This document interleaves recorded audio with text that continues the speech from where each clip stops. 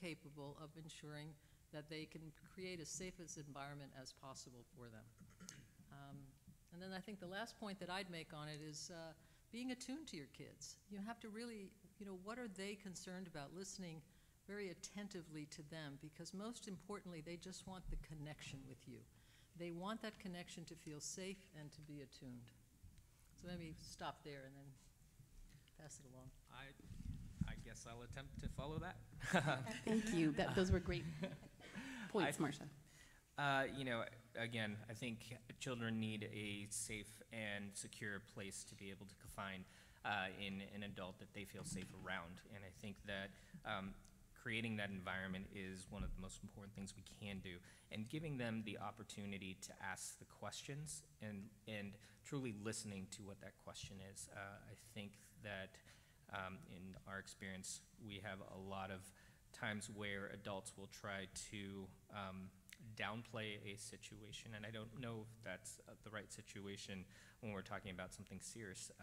I think that in our experience, making sure that at the end of it, children feel heard and they truly feel that you've listened to their question is one of the most important things you can do. Thank you. So as I usually suggest to the families that I work with, not only for this topic, but in general, you should always have a venue to have open conversations with your families. A lot of times that's dinner time, but definitely set aside some time, as much time as you can give for the families to be able to have these open discussions, so that when emergency situations like these do arise, you already have that platform ready to go. Now, it's hard for me to give a suggestion on how to talk to the kids because we have such a broad array of kids here, going from preschool, and I'm sure some of you have high schoolers and college students who also have to worry about the same issues. But one thing I do find helpful when I'm mentoring a student or helping a student with a difficult situation is I begin by asking the questions. I ask them, what do you know about school shootings? Have you ever felt unsafe? Have you ever been in a situation where you needed to run to someone? Who did you run to? And I think these are important things because you need to know how your student's going to react in this situation.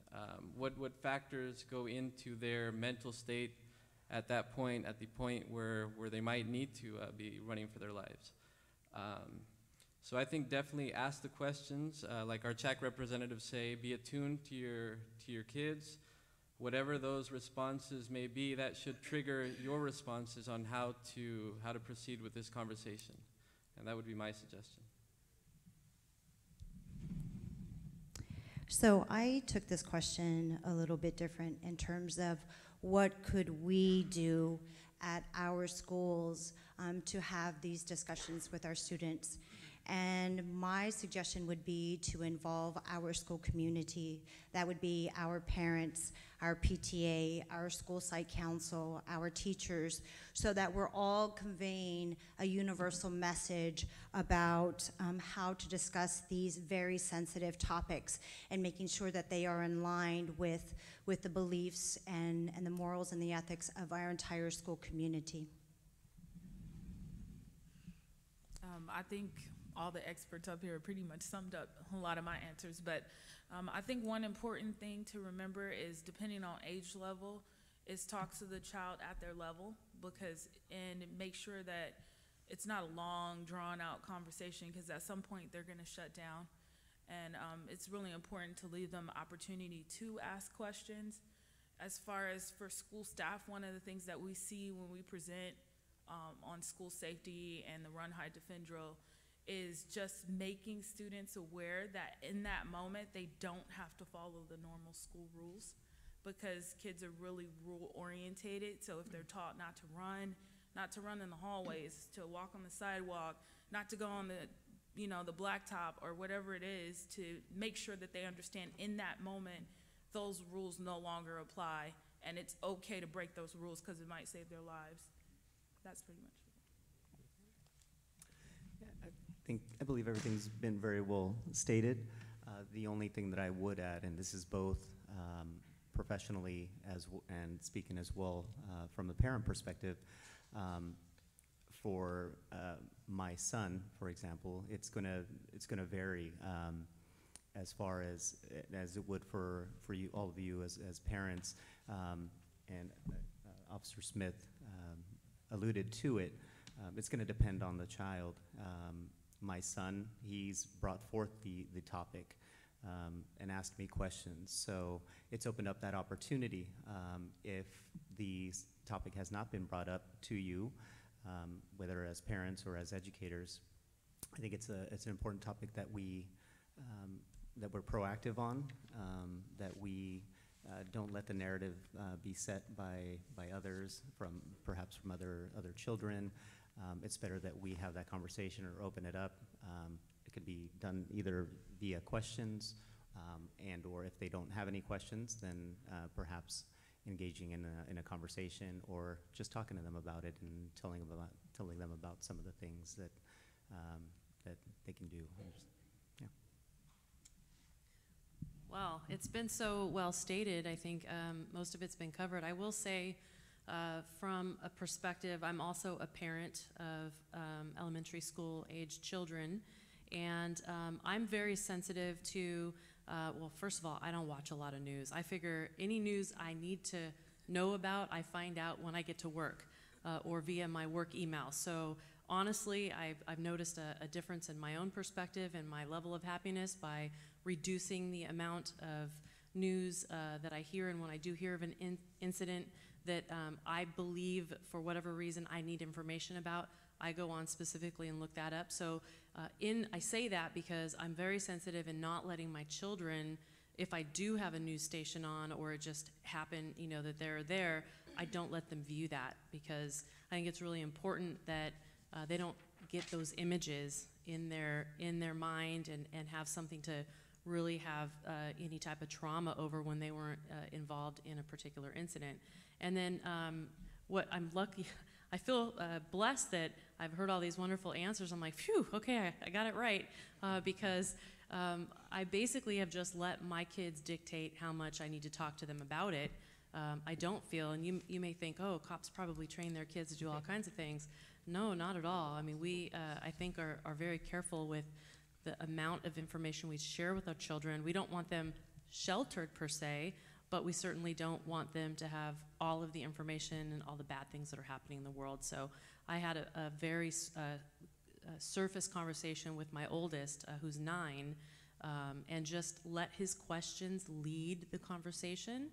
And it was brief, and he didn't seem to be too stressed out about it, and the conversation ended after a few questions, and I felt good with that. But just being engaged with your children and finding out how they are, I think, is the most important thing that we can do as parents and as caregivers of children.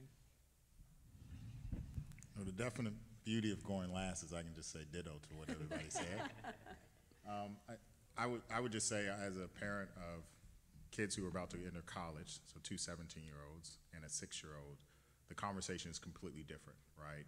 And I think as I think about the kids in our district, it is really 2 distinct conversations. What I'm going to say to Eli, who is 6, is pretty much nothing. We didn't even cover the topic because that's not, in his world, he wants to know about Iron Man and all of those types of things. But my 17-year-olds wanted to have this conversation and wanted to talk about it, especially because with them living in Virginia and what occurred at Virginia Tech a couple years ago, them being a little bit more concerned.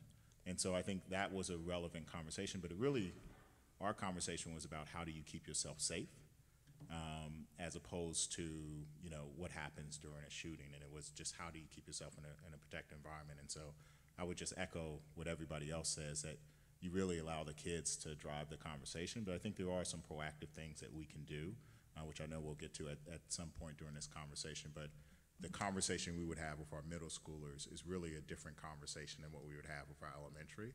And I know from the thought exchange that we read, there is some concern about whether or not it's appropriate to have a conversation about gun violence in first grade with a first grader or the kindergartner versus 8th graders who want to understand how to keep themselves safe because they're about to go to high school.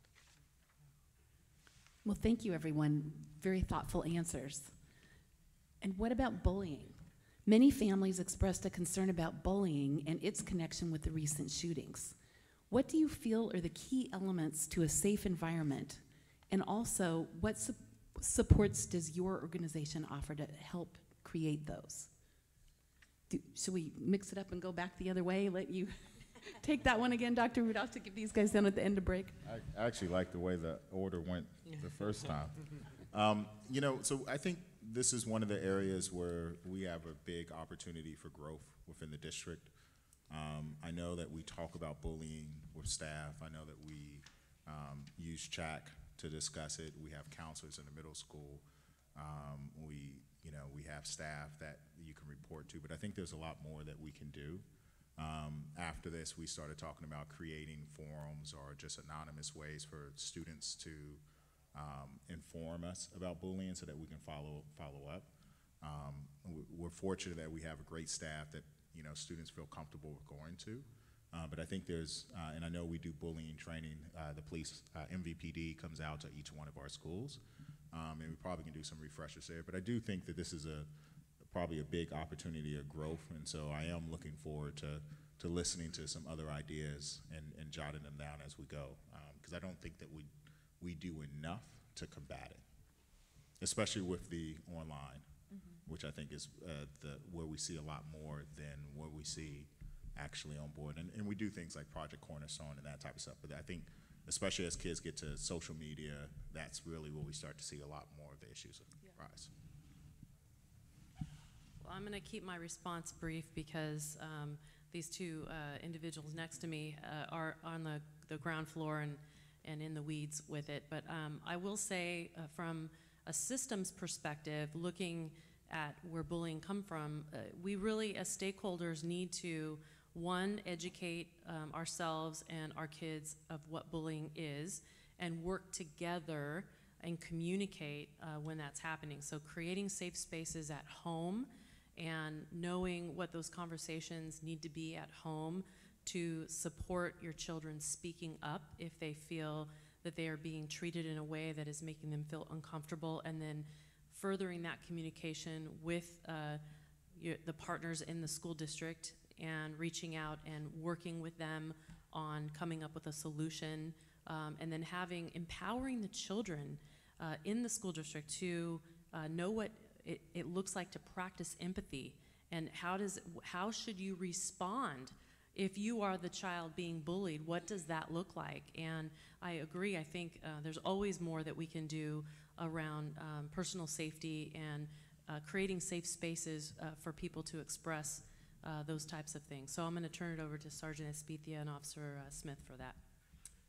So the first thing I'll touch on is the parents, going back to parents and your role, and again, going back to the engagement that we touched on with the first question, being engaged, having that good relationship with and open lines of communication with your children. Also for those with the schools, staff, administrators, again, having those open lines of communication. We have great resources at the schools, counselors. Also going back to family, friends, just awareness, being engaged in the social media. If you show interest in it, oftentimes the kids will share some of the social media, and perhaps that way will make them comfortable and opening up to what is going on with the social media and some of the cyber stuff, and perhaps can open up that conversation to things that are going on and perhaps have reached that level of the cyberbullying. And so that leads to the awareness portion of it, which again, we help out with that as the police department. We do a lot of presentations and work collaboratively with the schools, and just being aware of that it's out there, both for children that may be victimized, but also for those who may not see it, that they're harming other children, just making them aware that their behavior that they may not have thought was bullying may be negatively impacting other children, other students. So just to kind of piggyback off of what Sergeant Espitia said, Being in the schools, there's two parts to bullying, right? There's the online, which is what we see the most, and that kind of leads to the actual physical bullying or the complaints of bullying on campus. So we start by trying to obviously do the intervention side when bullying's been identified and try to intervene. We work really good with the school staff because those are the people that are there every single day, and they are the ones that usually get the complaints first, whether it comes from you as parents or from other students. So our students are really good with reporting when they feel uncomfortable, when they're starting to feel that something has just gotten out of hand or out of control. And then the other side is the prevention piece. So because we know that they're not necessarily communicating face-to-face as much as they are using digital devices, what we've done is we've started a huge created presentations at each grade level. At elementary school, we're going as young as 3rd grade all the way up to 5th grade. So we're doing 3rd through 5th grade. We just recently did a 4th through 8th grade presentation. And we try to do it in the beginning of the school year, and then a lot of the middle schools are really good with contacting me and just put Graham on the spotlight. Usually they're pretty proactive. So if they notice that kids were getting involved in fights, the kind of standard is that they deal with it in-house, and then they contact me to get involved, and then we determine whether or not it's escalated to the point where there needs to be some type of intervention, meaning I'm in full uniform and I'm explaining to them exactly what laws they've broken. Or if it's at the point where they need a little more nurturing, like, hey, you guys are kind of borderline at this point. You're not quite bullying, but you're borderline there. So let's talk about why this is happening, what the culture is like on campus, and just kind of how to interact with one another.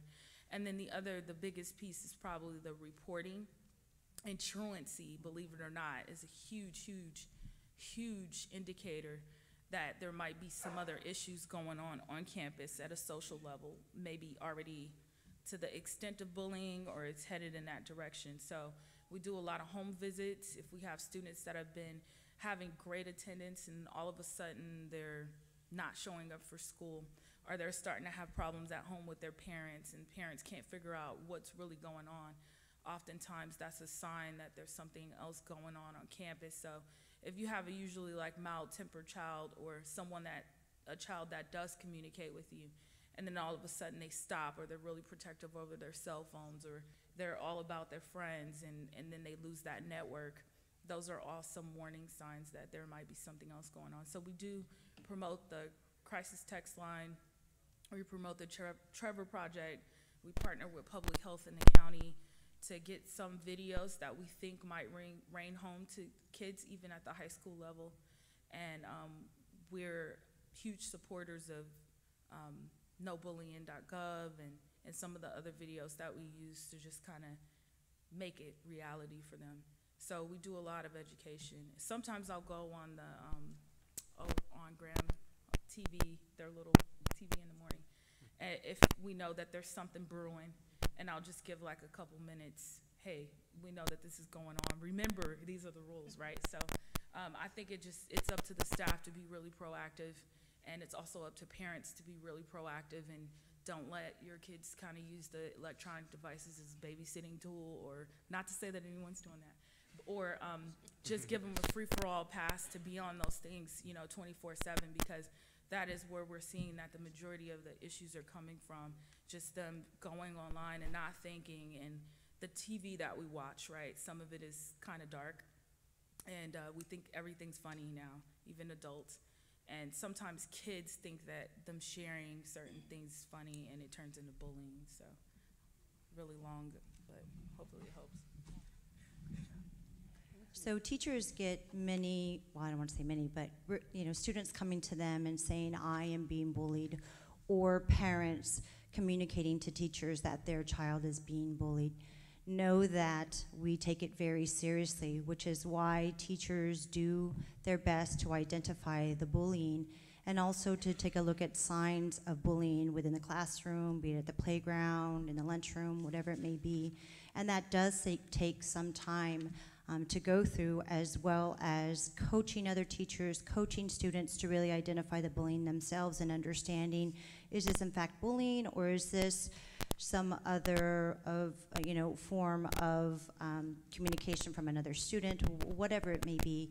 And so with that, our staff would benefit from having more professional development so that we can really identify the bullying, know signs of bullying, and having the systems in place to support the students, the parents, and communicate those things effectively, not only to, like I said before, our students and our parents, but just a school-wide message, again, conveying a universal message about how we are proactive with identifying the bullying and our approach to resolving the matter of bullying in the best way that we know how.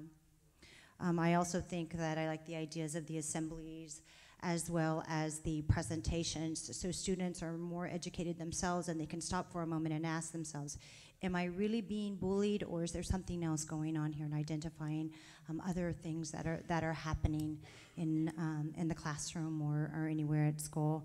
So that would be something that would be great to have for our students, is more assemblies and empowering them as well too with the information.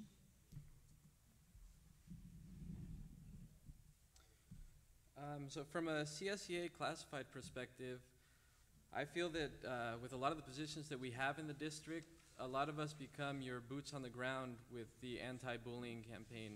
We have positions at-risk coordinators, school and community engagement facilitators, our instructional assistants for special education, and really the full spectrum of classified staff is involved in this anti-bullying. I've seen custodians become mentors to students.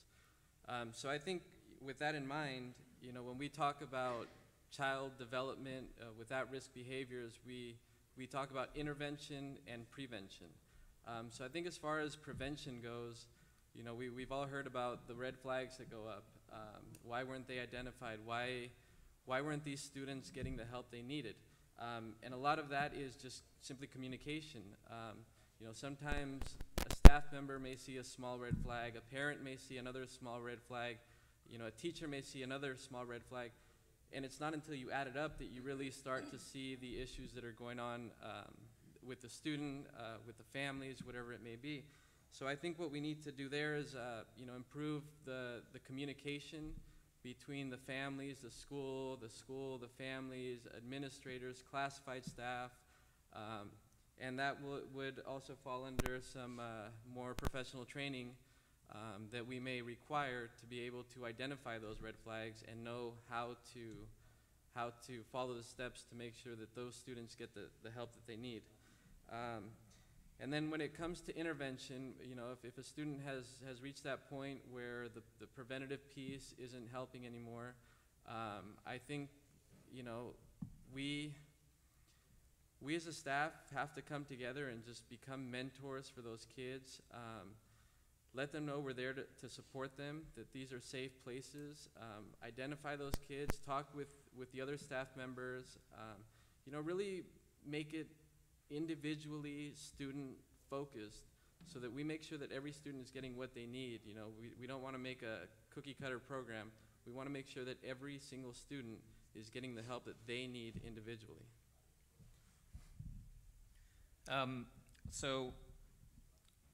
One of the pieces that we found are very successful has been our Project Cornerstone program. The working through the developmental assets and being able to give a common vocabulary to the school so that students and teachers and parents are all talking the same language to be able to identify strategies to help has really been effective in many of our schools in the South Bay. I think one of the assets that has the most weight is ensuring that every single child has 3 to 5 adults that they feel connected to.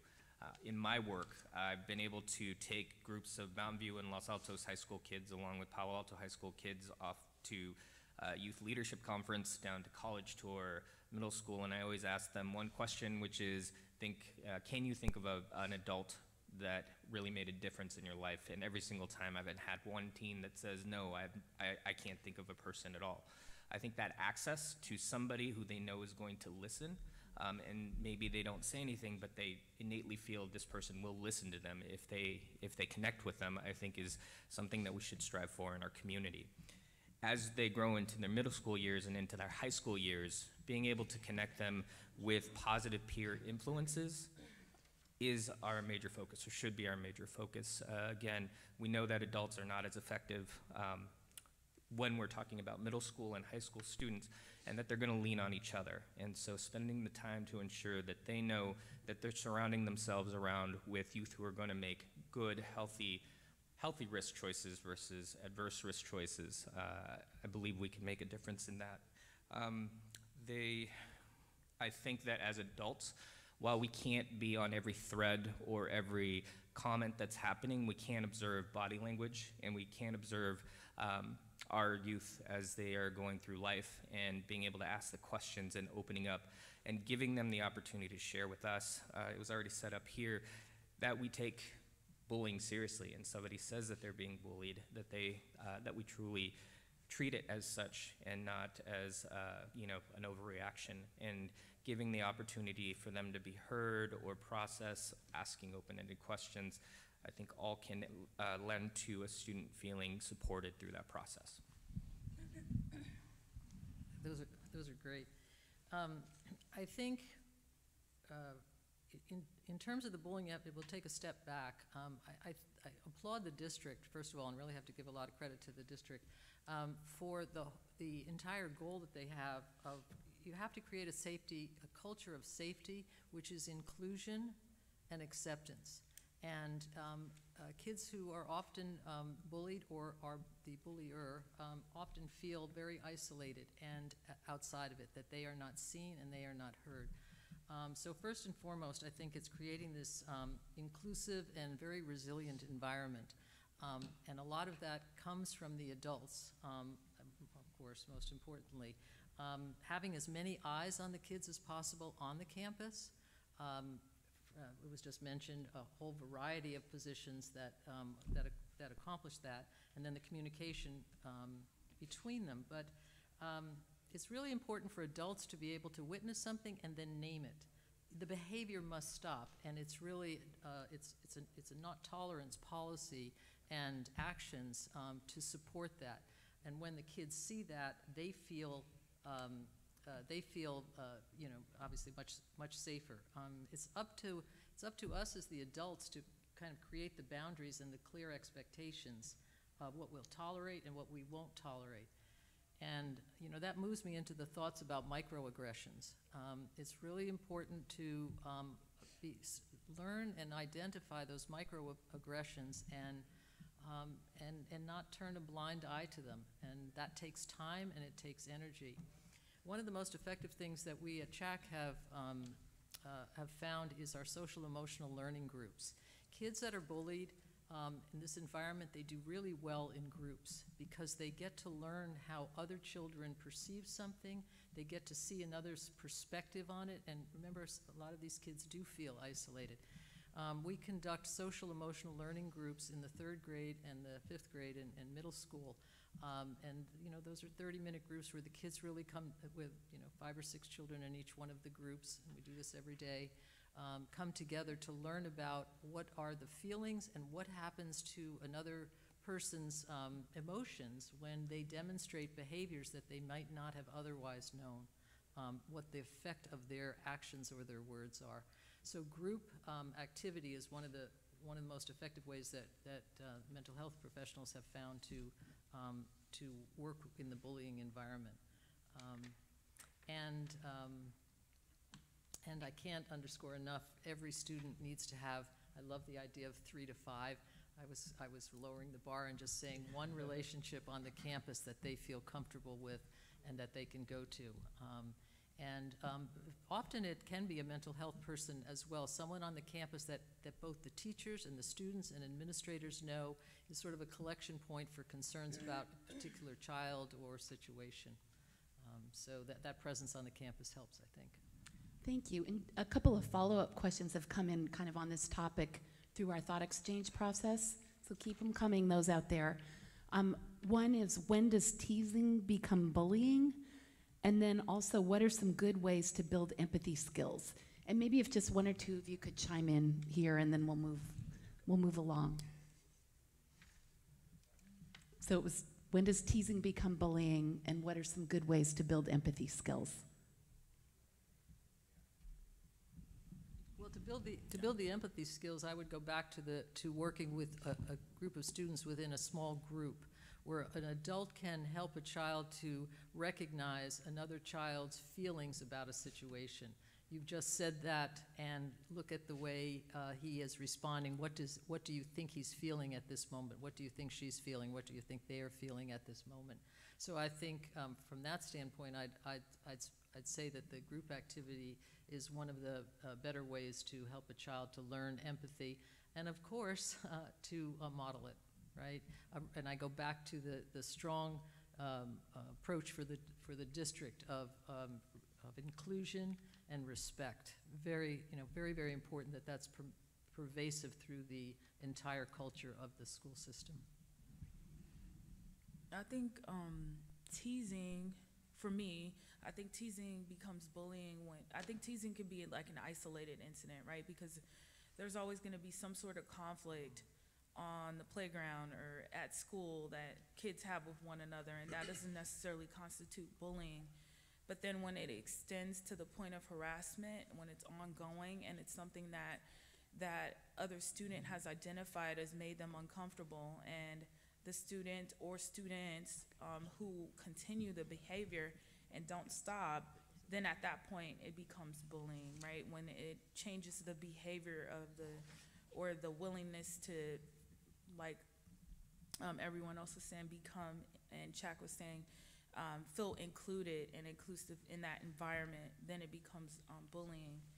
I think for the empathy piece, because we see it so frequently, especially the school staff, a lot of the jokes and a lot of the things that I kind of equate to the lack of empathy is probably some of the games that they play, right? So maybe separating reality versus kind of fantasy, some of the things that maybe they're engaging in online, or they're engaging in through gaming, or they're watching on TV, maybe having those, as parents, having those short discussions with them as to how would you feel if that was you, or if people were making fun of you because this or that happened. So maybe making it more real and something that they can identify with and acknowledge is not appropriate behavior on a school campus or online activity. So I think sometimes they lose that face-to-face piece because they are doing a lot of socializing on using digital devices, that oftentimes they can feel free, what I call hiding behind the screen, so they can kind of say something that if you said it in person, you probably cringe, right? But they're not seeing that person's facial expressions or their responses to it until it's escalated to the point of harassment. So maybe just kind of letting them know that those things don't just go away just because you typed it and you sent it within half a second. It's still something that is going to carry on a consequence. Yeah. I'll keep it quick because I know President Blakely wants to move on, but Bill Maher had a great expose at the end of his special last week, and he was talking about things that we used to do that were acceptable and that are no longer acceptable, right? And so he's using it with fashion and some other things, but I think we all grew up in an age where teasing and bullying was just a part of character building, right? It was okay, it was a part of how it was, and what we realize now is that that's different, and that it has a different impact. And I think one of the things we can easily do to help build empathy is work with our staff to sort of recognize that you know, the stuff that we were subjected to, the name calling, I used to get all these different types of names because of my first name. That's no longer acceptable, and we've evolved since then, and I think we can do more to train staff around that area so that we recognize and not let it spiral into bullying. Thank you. And this one is going to be for Chak, the police, and the YMCA. What mental health supports exist for our students in Mountain View? I'll start with Chak. Mental health support, we are counselors that are in every school 4 days a week. We accept referrals from teachers, from administrators, from parents, and from the students themselves that feel like they want to talk to someone and have some counseling. And then we, as I mentioned before, also conduct those social emotional groups as well, putting appropriate kids together so that they can learn from one another. So for the YMCA, we have some dedicated programs that we run. We have a Reach and Rise program where it's a mentoring program. Well, we're pair a youth through a social worker directly with the volunteer, one-on-one. So direct for long term. So this is a 1 year, once a week commitment as opposed to a short term. And we've been finding quite a few gains from there. We place students from Mountain View, Los Altos, Palo Alto, East Palo Alto. And that's on a very small scale of what we can do for an individual on a deep level. On the day-to-day level, we do our best to ensure that we are acknowledging and working with the parents that are in our after-school programs, our summer camp programs, that we are communicating anything that the parent would like us to identify, so they have the opportunity to state whether the child might have any type of disabilities that we'll look at. We'll work through the intake form to see what accommodations as well as what supports and scaffolding that we can build into the program to ensure that that the child can be successful throughout the program. And in the cases where we're coming from the after-school program, we like to work directly with the parent as well as, when we can, school staff, so that we can look at a full comprehensive plan for with the school as well as home. The after-school programs, all of the, I think for Mountain View Wisman, we have right about 450 students in the after-school program. Each one of them will also take a social emotional assessment that our staff does, that we then build our school plans around for our after-school program. And we do that in a pre as well as a post, and it's a 40-question SEL assessment that we're doing, that we've been looking at and studying with the rest of the YMCAs across the nation. So we've gotten some pretty good data around that as well. If I could just add one other piece. I'm just looking at all these dedicated parents there, and we know it's the toughest job out there, right? So our clinic also in Mountain View is available for parents or any age to come to see a counselor in the clinic itself, not just at the school district as well. For the Mountain View Police Department, the role of law enforcement with mental health has changed significantly. It's an issue that we deal with quite often, and our department has been very proactive in as far as getting us training, but also working collaboratively with all of our partners that we have up here and other organizations in the community. As far as dealing with the schools, our school resource officers are out there working with school faculty, with counselors, providing mentoring, coaching, and just talking to the children, developing the good relationships and rapport to get that through rapport, we get that good communication and children confiding with, and we can then provide that support and provide additional resources, work not only with those organizations, but also reaching out to all of you, the parents, as well. Thank you. The next question talks about what does being prepared for a violent event look like at Mountain View Wisman, and one of the questions on Thought Exchange asked whether the preparation is different where the threat comes from the inside, like at Park Lane, or from the outsider at Newton, and should the preparation involve any active shooter drills? And I'm hoping to hear from Dr. Rudolph, the YMCA, the police department, and CHAC on this one. Who wants to go first? I don't care about the order. And it's interesting, a question came in about adding compulsory safety awareness, a self-defense program for all students. I think this is, whether we do active safety drills with kids is sort of a mixed bag, right? I think part of this is about the age appropriateness. When we ask the students, In middle school, they actually stated that they want to go through some type of active shooter training, and I think that's appropriate. I'm a little concerned about having preschoolers go through active shooter training, or younger kids, because anybody that's ever, I mean, we've all had younger kids, and we can imagine what happens when you have a 4-year-old or a 5-year-old and you go tell them to run somewhere, right? But I do think that we definitely need to practice this with our staff to make sure our staff is aware. And I think, and I would be interested to hear, from other individuals. I do think there's an opportunity, at least at the middle school, to practice something. I know we do that when you get to high school. As a former high school principal, you treat it a little bit different, and you go through these types of things. But I sort of view it, unfortunately, as almost what we have to do for fire drills in the same way we have to do for earthquake preparedness. And we need to have at least our middle schoolers somewhat prepared. In the elementary schools, I think I would be more in favor for the adults to be prepared. But I do think we need to have some type of more training for our staff. And I think both union presidents would agree with me there. And I do think we need to do something probably unique for the middle school, but I would also look towards law enforcement in terms of that. Yes, I couldn't have said that better myself. I recently gave a training to my kids' preschool. They are in another city and didn't have the support from their local law enforcement there.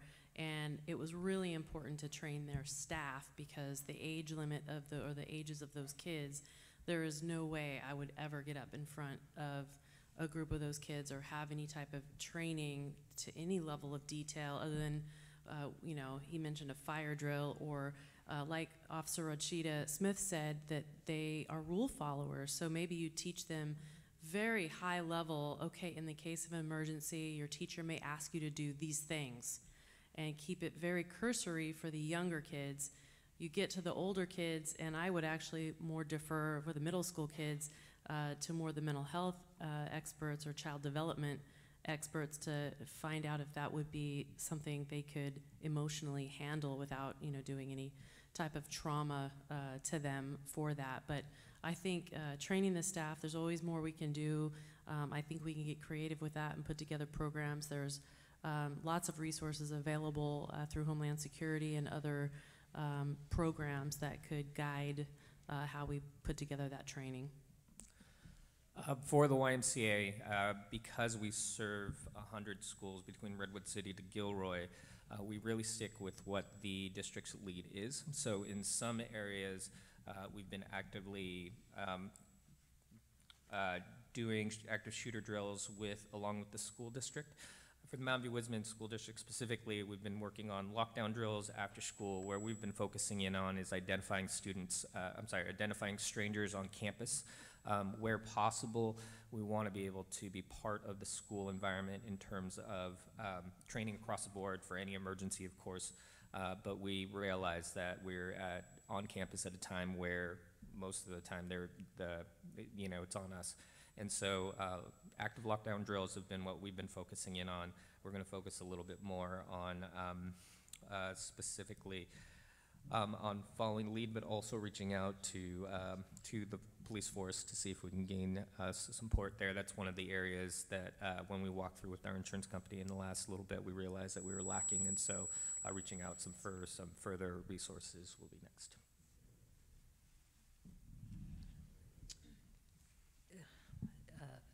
I think I would just first start by saying we'd love to see the terminology for it calmed as much as possible. So it's a safety drill, and I appreciated you sharing it in that perspective and keeping it as calm for the kids as possible. We would certainly like to see the adults trained extensively and the students be prepared for it, but also circling the kids with a degree of care and comfort.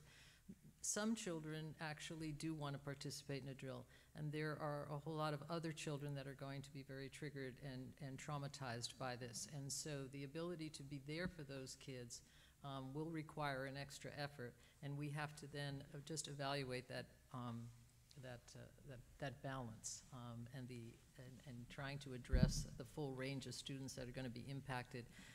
And then the reality is that this is a world that we are living in, and safety drills are very important, and we support the district in, in moving forth on it. Thank you. And what are your thoughts about arming teachers and staff? And also, are there laws about guns on campus? And the law part, maybe the police department can talk about, but I was hoping to hear from them, as well as our two union presidents and Dr. Rudolph on this one.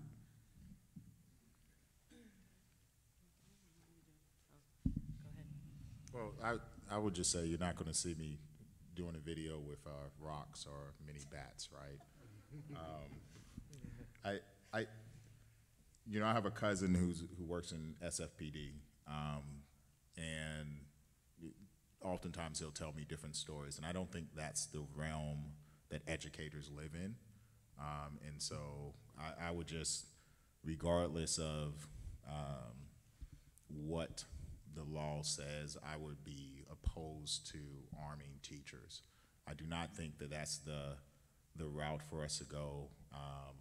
I understand that, it's not anything about the Second Amendment or anything like that. I know for a fact through my cousin, through working with police, that there is a lot of training that goes behind how to use guns. Just in Monterey, there was a teacher whose gun went off as he was demonstrating something. I don't think that's the world that we as educators should live in. If the union presidents disagree with me on that one, then that's fine that we disagree. I wouldn't, if somebody walked in here and you asked me to shoot them, I wouldn't feel comfortable with it because I've never handled a gun, and I don't think that that's the world that I want to see educators in. So that's at least my stance as the superintendent, and I think, at least I hope the board is supportive of that also. Phew. This board member is. Okay, so far we're on the same page. I could say unequivocally that with every bone in my body, as a police captain, 23 years on the force, and a mother of 2 children, the last thing I would want to do is put that responsibility, that additional, very huge responsibility, on my children's teachers. I have spoken to my kids' teachers about this very issue, and neither one of them are interested in having that responsibility. They have enough to do. Their focus is education and taking care of kids, and yes, their safety, but to ask teachers to carry firearms and the training that would be required for that, and the mindset would be incredibly distracting to teachers and their primary goal. I think there are many things we can do as a community to address these issues. It's very complicated, complex. It's a very interesting issue to kind of delve into, and there's not a very clear answer, and we are comfortable in looking for clear answers. That's what we want. And when there isn't a clear answer to, well, what do we do about school shootings, we tend to have an emotional reaction that, well, that wouldn't have happened if that teacher would have had a gun. There are so many unintended consequences to making that decision and arming our teachers. I can't personally or professionally support that. I will add to that as well. So as teachers, of course, the last thing on our minds is whether or not we should have a gun, because we are still busy learning the curriculum and creating lesson plans and building a safe environment for our students. So, I would say that we are opposed to this because we feel that there are other alternatives out there for teachers and for staff to keep our students safe and protected, and also to assure our parents that when they do bring their students to school, that they also have that same comfort of safety and protection as a result of the things that we put in place at our schools, be it from our district level, so that there isn't a need to arm our teachers with guns, because that is the last thing on any teacher's mind at the beginning of the day and also at the end of the day.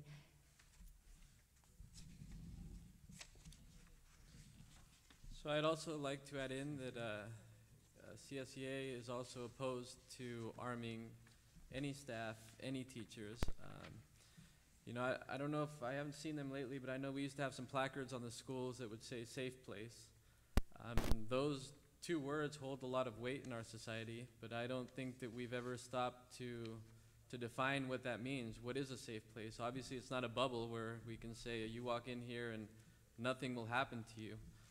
But I think a safe place means that we will do everything we can to keep the dangers from coming from within. There's nothing we can do to prevent, you know, things that happen, people coming in. You know, we can be as prepared as we want to be, but I don't think that arming staff and arming teachers is a solution. I'm actually very surprised it's even become such a serious talking point. You know, I think this should have been an idea that was tossed wayward, and we should have said, you know, where are the preventative measures? Where is this money being spent for mental health? You know, because a lot of times these kids were the kids who we saw growing up, you know, and for whatever reason we weren't able to get them the help they needed. So I think that, you know, and I think that our whole union believes that what we need to do is build a system to be supportive of everybody, you know, these kids with mental issues are our kids as well, and we need to find ways to support them so that they don't reach the point that they're doing this. But I do not believe that arming anybody in a school, even having a gun or a weapon on the school site, is any type of solution for this problem. Thank you. There's a question that came in on Thought Exchange, and I'm going to fold it into the last pre-prepared question. So each of your and our organizations has a high amount of foot traffic. Have our schools been evaluated by safety professionals and law enforcement for safety? And what are your thoughts about security fences or limiting the points of entry at a school or a building? And I'd like to hear from CHAC, the Y, the police, and Dr. Rudolph. Do you want should the police go first? Well, I guess on campus we do a lot of walkthroughs, so we're walking through campuses all the time. And Mountain View's unique in the sense that most of our campuses are open campuses. So there's a lot of after-school activities, a lot of activities that happen in the summer that are inviting to the community to come on campus. So we haven't really seen many incidents. At some of our school sites, we do get some people that, you know, wander through school right in the beginning of the school year because they don't know that school started yet. And that's when we're called as SROs to come out and either cite or issue a verbal reprimand. I haven't, me personally, I don't know anyone in our staff has gone out and done any specific evaluations as to whether or not fences or things like that should be added to school campuses. But we have gone through and checked locks and checked the locking mechanisms on the office doors, and there's been some new locking mechanisms in the last couple years that have been added by the school district. So just talking to the office staff about how those operate and when they would utilize those devices, and maybe making suggestions on certain campuses about keeping certain gates closed during school hours and stuff like that.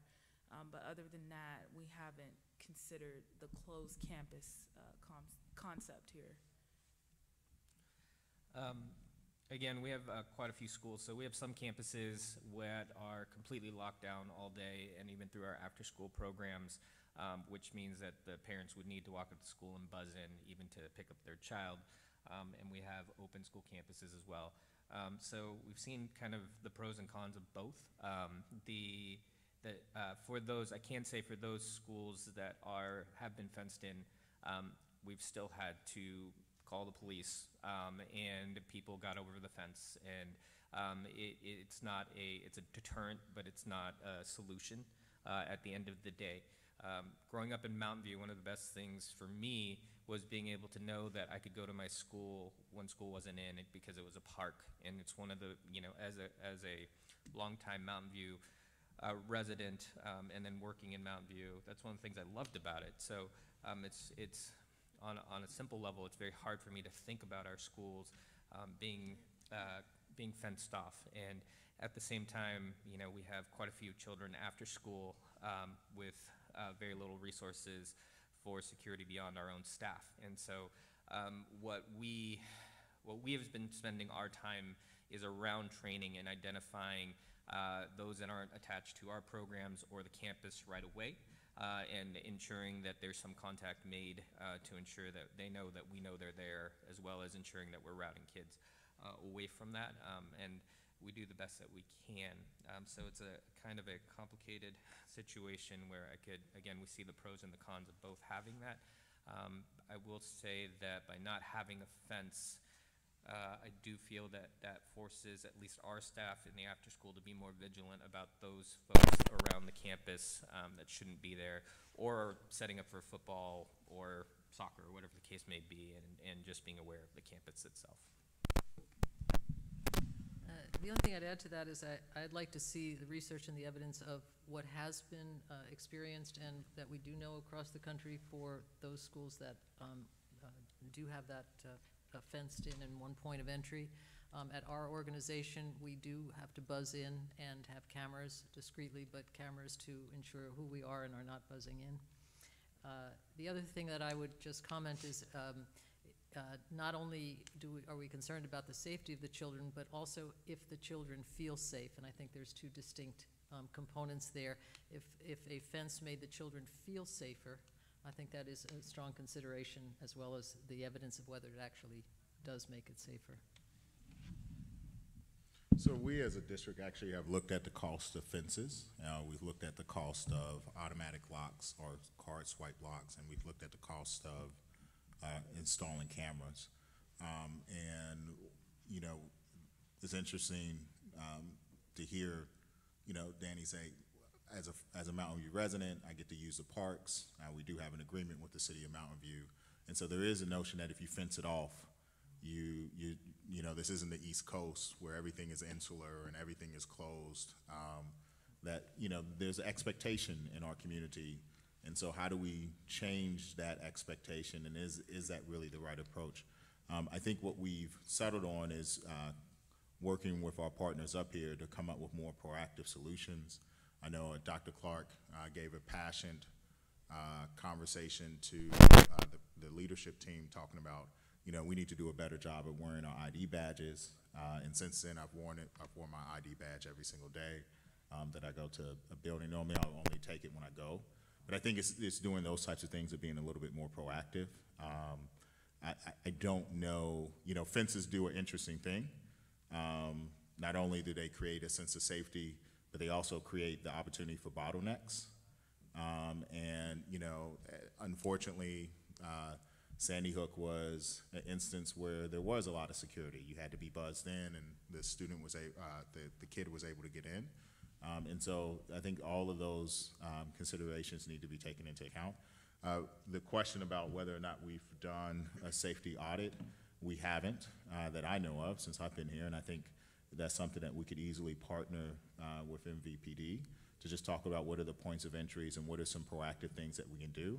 And maybe it's not creating a fence, but it's closing off, like I know at some of our schools, there's a gate that's open that's right adjacent to the park, and it's, we put doors up, but we leave those gates open, and so maybe it's closing it during the day and opening it at night, and just doing some of those proactive things.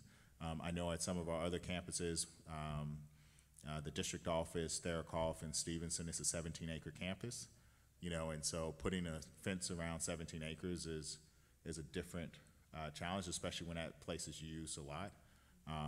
And there's also the Google preschool there. So I think what we can do is definitely partner with y'all and sort of look around and even talk with the Y and CHAC to understand what are some other approaches and things that we can take into consideration. Thank you. So before closing thoughts, if you have any further questions or thoughts to share, please go to this link on your device and enter the code to go to the Thought Exchange, our online survey. And some of you folks have already done that, so we appreciate that. Let's see. You'd simply go to thoughtexchange.com/join and enter the code 477-121-922. If you're watching via the web stream, you may participate online in the same way. And if you prefer to fill out a card, please take one now and do so. Oh, pardon? Okay. And you can pass it to Ms. Luga in the back there. So now I want to invite our panelists to share their closing thoughts, perhaps what you've learned here this evening, or your thoughts or hopes for the future. I think I'll start. I think there's a lot of things that we can do around training that can easily take place. You know, it's interesting. One of the questions came in that about not having kids do active shooter in the elementary schools. It's not that I'm opposed to it. I think we need to do some more thoughts and research about it, right? And I want to be clear that that's really my stance. I don't know what's appropriate for a 6-year-old or a 7-year-old versus, you know, as a former high school teacher, former high school principal, middle school principal, and elementary, your approach is a little bit different at each one of those levels. And so I think one of the big follow-ups that I have, and I wrote down a lot of notes, is really sitting down with each one of you and having a larger dialogue about what we think is appropriate, and then providing a lot more training, especially to our staff, and then figuring out a way to have conversations with our kids, and to, you know, both about empathy, about bullying, about safety, and about what happens in the case of an emergency. And I think what I'm looking forward to is over the next couple of weeks is writing out responses to the questions that haven't been answered, but also just some real thoughts. And then I think we as a district can do a better job about promoting the things that we do to promote safety. We often don't talk about that, but I think it's important that we remind people we're doing all of these things, and we can always do more, but this is the base of what we do every single year.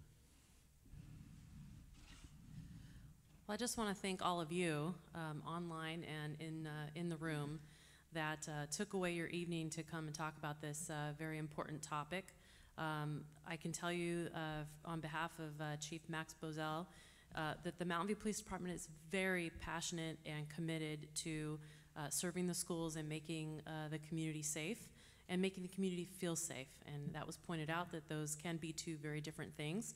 And we recognize that, and we're committed to making both of those things true.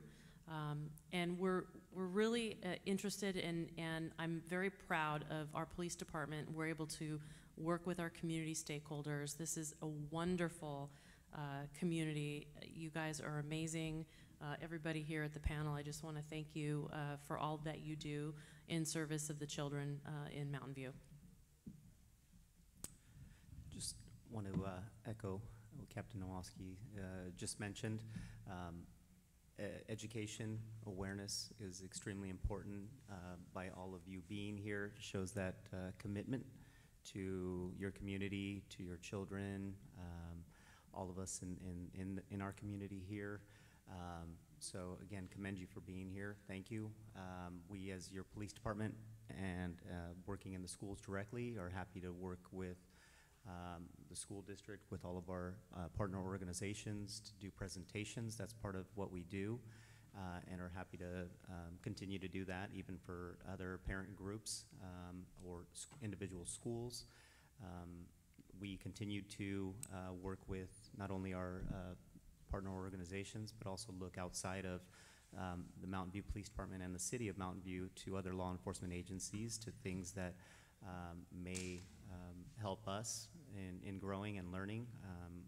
There's always opportunities to grow and evaluate and see if there are things that are out there that we could do better as well. I'm just extremely grateful that everyone in this room is really supportive of having school resource officers, and everyone, including parents, have been really open with coming up to us if you see us on your campus and asking questions, especially school staff. calling and asking questions and partnering with us to help make sure that we keep all the kids safe.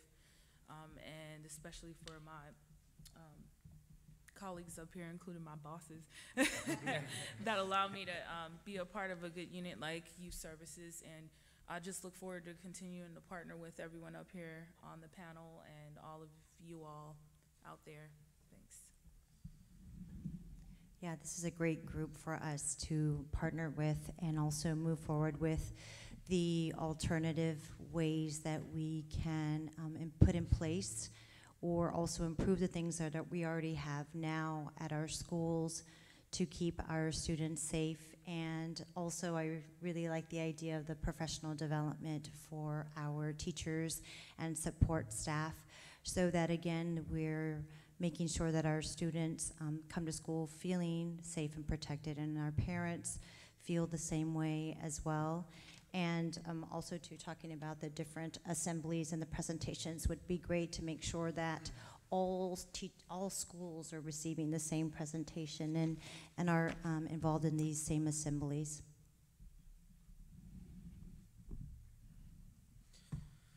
So CSEA looks forward to working with the district on more professional development. And I know that we have a whole crew of dedicated staff who is always on alert. They're always looking out for safety. You know, when you work at a school, there's something innate that gets triggered when you feel that one of your students is in danger. And I can tell you that that's not just teachers, not just administrators, it's everybody that participates in what we do here for the students, in the education, in the mental health piece. So we are dedicated as a union to making sure that we have the tools necessary to identify those needs and make sure that those needs don't go unmet. From the YMCA standpoint, one of the things I love about my organization is that we're here for the local community. So the work that we do in Mountain View is different than the work that we do in Palo Alto or San Jose. And what I truly appreciate is being able to ensure the hope for, I guess I'll change, the hope that I have is that both parents and children feel safe and supported regardless if it's the school day at home or in the community. And I think this is a great first step. And I applaud the district for including the voices of our youth and teens through a survey, and I would encourage us to continue to capture their voice. We know that as a whole, that the teen population in our area aren't so sure that the community values them, and I think that that's an important part. And so that as we're going through this process of looking at their safety, I love the comment on do they feel safe. I think that has to be an integral part of that conversation, and we need to have valid points to be able to point back to on that. I would just conclude with underscoring the need for the mental health services. And when I look at everyone here in this room and our commitment for wanting something better for our kids, I focus us on the prevention side of mental health. I think we can, there's many, many things, of course, we can do, but modeling a sense of compassion and caring and respect for one another as a community and as a society is so important, and I hope we can continue to do that and support the mental health efforts that need to grow as a nationwide in this country. Well, thank you, everyone. We have had a few questions from the audience, both at home and on here in the audience. One had to do with metal detectors and video cameras in schools, the detectores de armas y cámaras en las escuelas.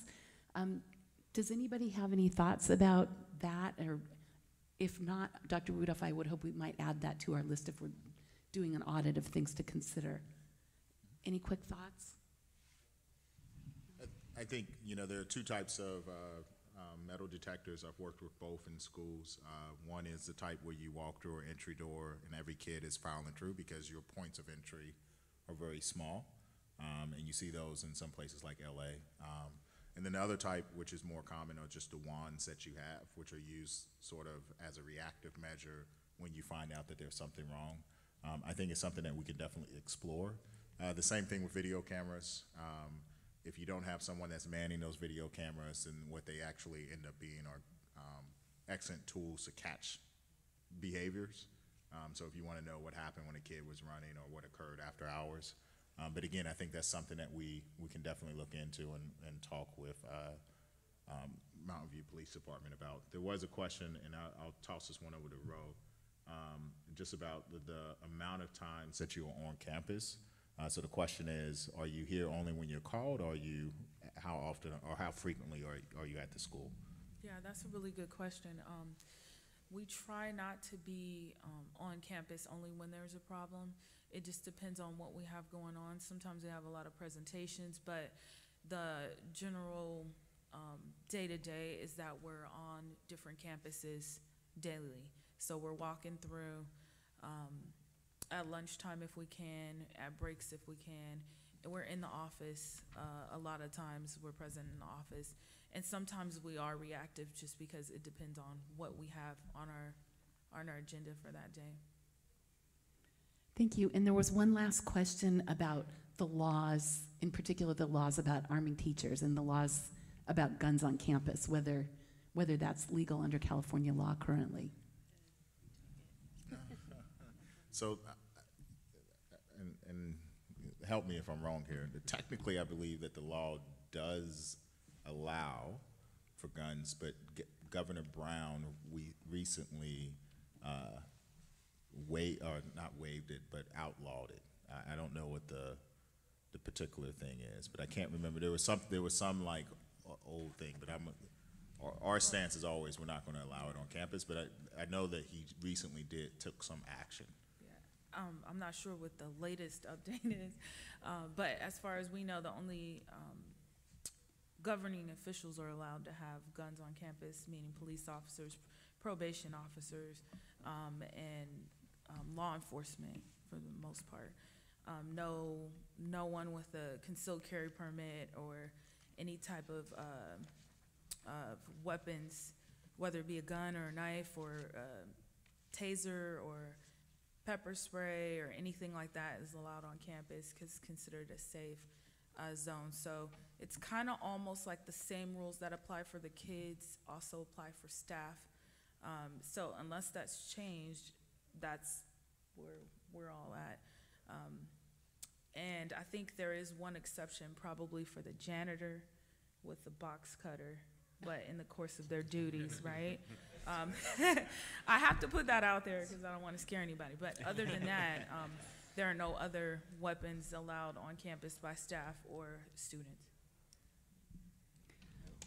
Well, thank you. And I just wanted to sum up my last thought is it really takes all of us to make our campuses safe and our kids safe. It's not just any one individual. The family input is super important. Our school district, our public officials, our unions, the YMCA, our community organizations, CHAC, all of us together, working together are what is required to make everyone feel safe and be safe. So I appreciate all of you coming this evening. Thank you so much. And Dr. Rudolph will be responding to some of the questions that came in online later on. Oh, would there, one more. Sure, go ahead right now, and then this will be the last question.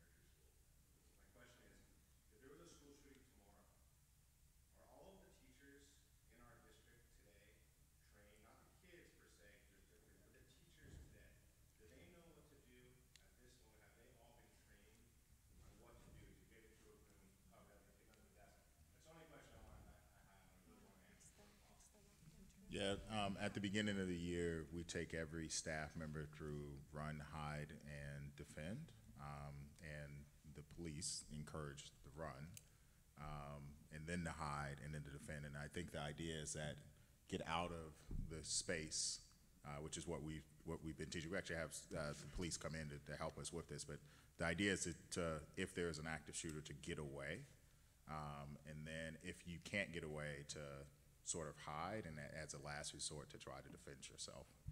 The Santa Clara County Police Chiefs Association actually came together and put together a campaign. You can YouTube this, look it up, and it's originally called Run, Hide, and Fight. But we didn't like they didn't like the sound of the word fight, so it's defend instead. But it's really the same stuff. And you know, like he said, it's the first thing. If you hear shots and they're far away, we teach the staff, if you can get out, get the kids and get out. And if you can't and you hear them, they're coming down the hall, then you want to hide, barricade, lock up the doors, put everything you can. And then if it absolutely comes down to it, and the intruder or the shooter is coming into the classroom, then that's when you take physical action. But you could all look this up. Just type in Run, Hide, Defend on YouTube, and a video will pop right up, and it's exactly what we show staff. And then we have conversations about that, and then there's all kinds of other things that splinter off of that. You're welcome.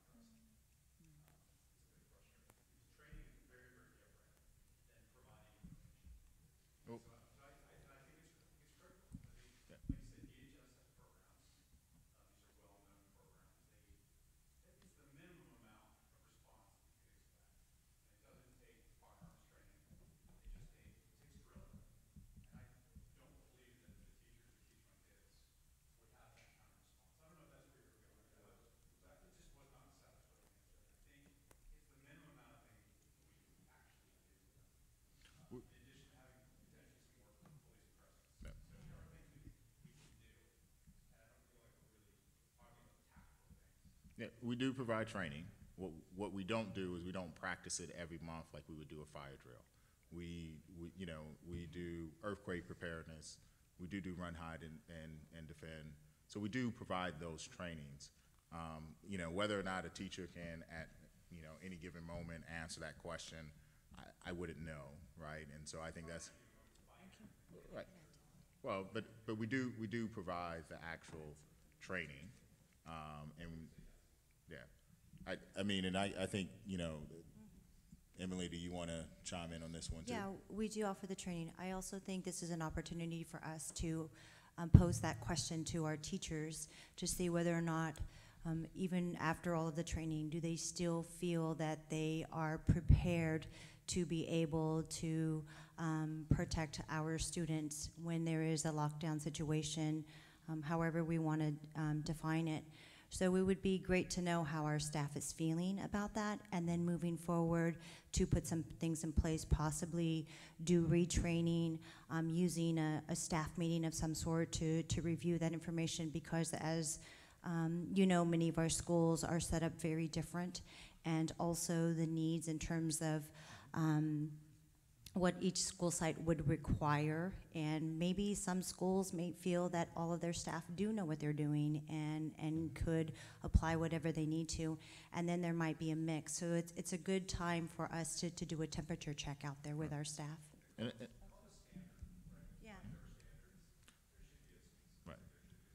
But I also think that's the purpose of this town hall, right, is for us to understand what are the concerns that the community has so that we can address them. I don't think any of us, I'm not going to sit up here and act like we have the right solution, because obviously if an emergency happens and I sat here today and said, yes, we can solve the problem, and something occurs, right, I would be lying. And so I think we can do more to provide training and refreshers and everything else, but we do provide the training on various topics throughout the year and at the beginning of the year. Whether we can do more or provide professional development for those individuals who feel like they need more, or to do temperature checks, like Emily said, I think that's definitely doable, and I think that's also the purpose of this forum, and as well as the questions, to let us know what people are thinking so that we can at least address those. And then I think it's also important to involve all stakeholders in it, right? So it's not just about the school district doing it, but it's also about partnering with YMCA, CHAC, MVPD, as well as parents and PTAs to make sure that everybody's on board and understands. I think we've been getting a lot more requests, just given recent events, at different school sites for more drills, or kind of starting the conversation. A lot of teachers have been coming up to us and asking us some follow-up questions based on the training that they've got, maybe some refresher questions. And I think that it's just a matter of figuring out for each school site what's the appropriate type of drill. And like Dr. Rudolph said, that's kind of the purpose of having this town hall, just to see where parents are with it and their comfort level of, do they want their elementary school students participating in drill, or do the teachers feel comfortable doing those drills? And the middle school students have already expressed that they want to be a part of those drills. So it's just a matter of coordinating, getting it all together, and figuring out what's the best method and time frame to do it. We really appreciate everybody's frank questions and your input. So it's very helpful. We are a community, and we need to do this together. So thank you, everyone, for coming this evening, and panelists for participating on the panel. And this concludes our Safety Town Hall. Good night.